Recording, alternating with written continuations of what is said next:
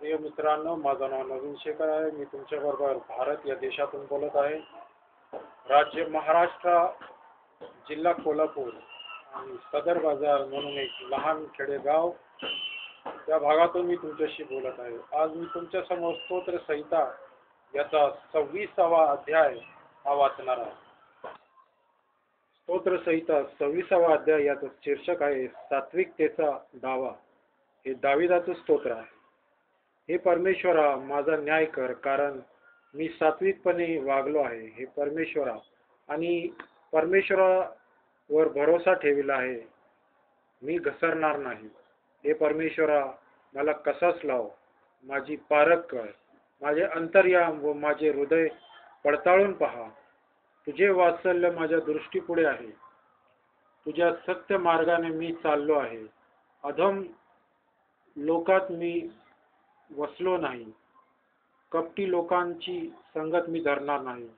दुष्कर्म्यांच्या सभेचा मी द्वेष करीतो. दुर्जनांबरोबर मी बसणार नाही. हे परमेश्वरा, मी निर्दोषतेने आपले हात धुईन आणि तुझ्या वेदीला फेरा घालीन. म्हणजे मी प्रगटपणे तुझे उपकार स्मरण करीन व तुझी सर्व आश्चर्यकर्म वर्णीन. हे परमेश्वरा, तुझे वसतिस्थान, तुझ्या गौरवाचे निवासस्थान ही मला प्रिय आहे. पातक्यांबरोबर माझा जीव आणि पातके मनुष्यांबरोबर माझे प्राण काढून नेऊ नको. त्यांचे हात उपद्रवाने भरलेले आहेत. त्यांचा उजवा हात लाचलुचपतीने भरले आहेत. मी तर सात्विकपणे वागेन. माझा उद्धार कर, माझ्यावर दया कर. माझा पाय प्रशस्त स्थळी स्थिर आहे.